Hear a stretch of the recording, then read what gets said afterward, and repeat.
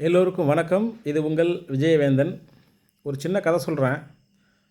ஒரு காட்டில் ஒரு சிங்கம் எருவு மாட்டு மந்தையை பார்க்குது. அதில் நூற்றுக்கணக்கான எருவு மாடுகள்லாம் இருக்குது. அதில் ஒரு எருமை மாட்டை மட்டும் தனியாக பிரித்து தந்திரமாக அந்த எருமை மாட்டு ஆயிரக்கணக்கான எருமை மாட்டுக்கு முன்னாடியே அந்த எருமை மாட்டை துடிக்க துடிக்க கொல்லுது, கொன்று சாப்பிடுது. இதே போல் தான் இன்றைக்கி உலக வல்லரசு என்று சொல்லப்படுகின்ற அமெரிக்கா, லத்தீன் அமெரிக்கா நாடான தென் அமெரிக்காவில் இருக்கிற வெனிசுலா அப்படின்ற நாட்டுக்குள்ளே நுழைஞ்சி கணவர் மற்றும் மனைவி 2 பேரையுமே தூக்கிட்டு நாடு கடத்தப்பட்டுட்டாங்க. இதுக்கு முக்கிய காரணம், உலக அரசியலே தன்னுடைய ஆள்காட்டி விரலில் தான் இருக்கணும்னு அமெரிக்கா நினைக்கிது. அவங்க யாரை அதிபராக நியமிக்கணும், யார் அதிபராக வரக்கூடாது, நான் என்ன சொல்கிறேனோ அதை தான் கேட்கணும். அப்படி கேட்காத உலக தலைவர்களை ஏதோ ஒரு காரணங்களை சொல்லி அவங்கள அழிக்க பார்ப்பாங்க. இதுபோல் பல வரலாறுகள் நம்ம பார்த்துருக்கோம். ஃபார் எக்ஸாம்பிள், ஈராக்கில் சதாம் ஹுசைன் ஏதோ ஒரு காரணம் சொல்லி உள்ளே புகுந்து அவரை தூக்கில் போட்டு கொண்டுட்டாங்க. அதுபோல் இப்போ ஈரான் ஐஎஸ்ஐசி தீவிரவாதம்லாம் அவங்க தான் உருவாக்குறாங்க. ஆப்கானிஸ்தானில் பெரிய போர் நடந்தது, வியட்நாமில் போர் நடந்தது, இப்போ பங்களாதேஷில் பெரிய புரட்சி நடக்குது. காரணமே அமெரிக்கா தான். இந்தியாவுக்கும் பாகிஸ்தானுக்கும் பிரச்சனை வந்தது காரணமே அமெரிக்கா தான். அதாவது உலகத்தில் இருக்கிற 7 கண்டத்தில் எல்லா கண்டத்திலையுமே பிரச்சனையை ஏற்படுத்தக்கூடிய ஒரு நாடுனா அது அமெரிக்கா மட்டும்தான். எல்லா நாட்டிலையுமே பிரச்சனை ஏற்படுத்துவாங்க, போர் நடக்கும். ஆனால் அமெரிக்காவுடைய நாட்டில் ஒரு உள்நாட்டு கிளர்ச்சியோ இல்லை ஏதோ ஒரு போரோ இது வரைக்கும் நடந்ததில்லை. எப்போ 1945 ஜப்பான் ஹார்பர் துறைமுகத்தை தாக்குனது தான் லாஸ்ட். அமெரிக்காவுடைய நிலப்பரப்பில் கடைசியாக நடந்த போர்னால் அது மட்டும்தான். அதுக்கப்புறம் என்ன நடந்ததுன்னு உங்களுக்கு தெரியும். 2 பாம்பு தூக்கி கொண்டு போய் ஜப்பானில் போட்டானோ வேலை முடிஞ்சிச்சு. அந்த 2 பாம்புடைய வலிமை தான் இன்றைக்கும் அமெரிக்காவோட வலிமை. அதுக்கப்புறம் பல நாடுகள் பல அணுகுண்டுகளை உருவாக்கி வச்சுருக்காங்க. ஆனால் அந்த அணுகுண்டுக்கு பலம் என்னன்னு யாருக்கும் தெரியாது. ஆனால் அமெரிக்கா போட்ட 2 அணுகுண்டுக்கு தான் அது பலம் என்ன தெரியும். அதை நினச்சி தான் மற்ற நாடுகள்லாம் பயப்படுது அமெரிக்காவை பார்த்து. உலக வல்லரசு நாடு, ரொம்ப மிகப்பெரிய ஒரு படைபலம், இராணுவ பலம், பொருளாதார பலம் இருக்கிற ஒரு நாடு மற்ற உலக நாடுகளுக்கு முன்னுதாரணமாக இருக்கணும். ஆனால் இது இப்படி இல்லை. நான் நினச்சேன்னா எந்த நாட்டுக்குள்ளேயும் எந்த நாட்டு அதிபரையோ இல்லை பிரதமரையோ என்னால் தூக்கிட்டு வர முடியும் அப்படின்னு உலக நாடுகளுக்கு இன்றைக்கி சொல்லியிருக்காரு டொனால்ட் ட்ரம்ப். இது வரைக்கும் அமெரிக்கா அதிபர்கள்லே இப்படிலாம் யாரும் அப்படி பண்ணதில்லை. ஆனால் இவர் பண்ணியிருக்காரு. ரொம்ப ஒரு இவர் ஒரு மனநிலை பிரச்சனையாக இருக்குமோன்ட்டு எனக்கு தோணுது. தன்னை யாருமே மதிக்கலை அப்படின்ற ஒரு மனநிலை வந்துட்டார். ஆப்ரேஷன் சிந்தூர் நடக்குது, இந்தியாவுக்கும் பாகிஸ்தானுக்கு பிரச்சனை நடந்ததில்லை. ஆப்ரேஷன் சிந்தூர் நடந்துகிட்டு இருக்கும்போதே இந்தியா பாகிஸ்தானில் இருக்கிற அணு ஆயுதங்கள் இருக்கிற இடத்த ஏவுகணை வச்சு தாக்கும்பொழுது இதுக்கு மேலே சரிப்பட்டு வராதுன்னு சொல்லிட்டு உடனே இந்தியா கூட நைட்டோ நைட்டை பேச்சுவார்த்தை நடத்தி போரை முடிக்கிறார். அப்போ இதுக்கு முக்கிய காரணமே பேக்ரவுண்டில் இருக்கிறது அமெரிக்கா தான். ரஷ்யாவை கண்ட்ரோல் பண்ண முடியல அமெரிக்காவில். ரஷ்யாவுக்கு மிகப்பெரிய பலமே எண்ணெய் வளம்.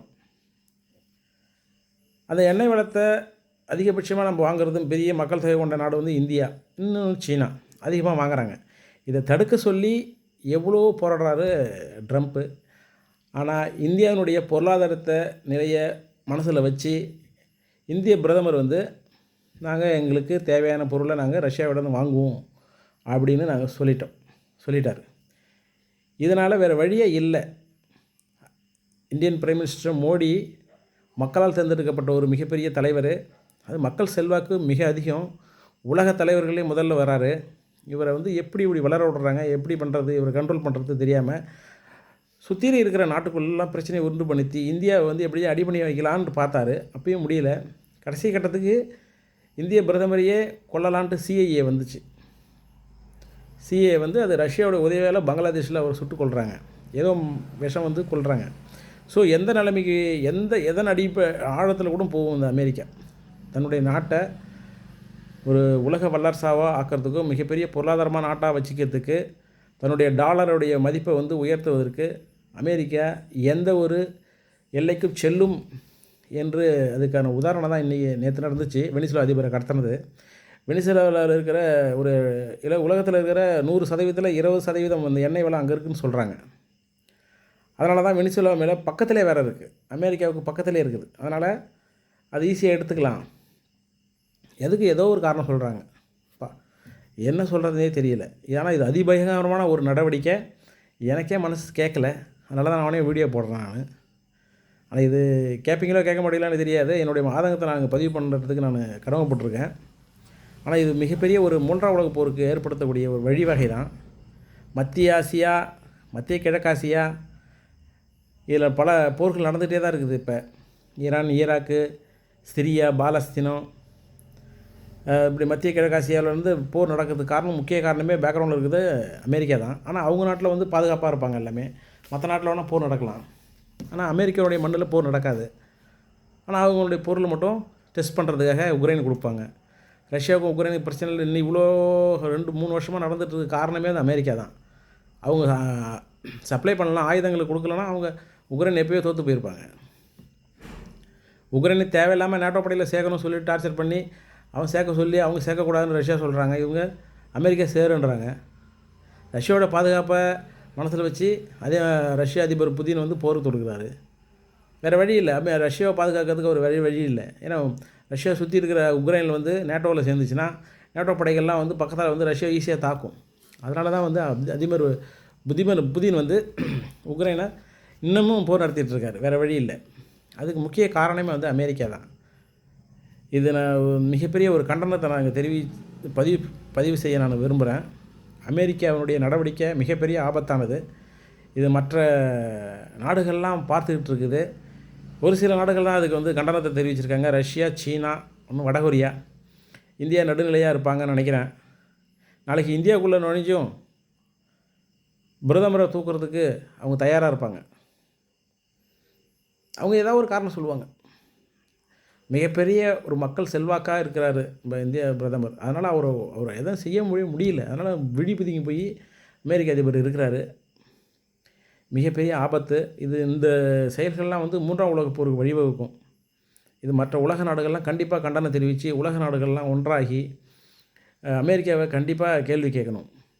யுனைடெட் நேஷன் ஆர்கனைசேஷன் என்று சொல்லப்படக்கூடிய ஐநா பன்னாட்டு அமைப்பு அது வந்து வாய் மூடிட்டு இருக்குது. அவங்க என்ன பண்ணுவாங்க பாவம். பெரிய இராணுவம் வச்சுருக்கிற ஒரு அமெரிக்கா வந்து யாரை வேணால் அடிக்கும். இந்தியாவில் உள்ள நுழைஞ்சு கூட அடிக்கிறது வாய்ப்பு இருக்குது. சீனா உள்ளே போய் அடிக்க சீனாவும் அதிக படைபலம் இருக்குதான். இருந்தாலும் அமெரிக்காவுக்கு ஈக்குவல் எதுவும் கிடையாது. அதனால் பலமான உள்ளவன் பலமில்லாதவனை தாக்கலாம் என்று நினைத்தால் என்ன சொல்கிறதுனே ஒன்றும் புரியல. மிகப்பெரிய கண்டனத்தை நம்ம தெரிவிக்கணும். உலக நாடுகள் அனைத்துமே சேர்ந்து அமெரிக்காவை எதிர்க்கணும்னு தான் நான் பதிவு செய்கிறேன். வணக்கம்.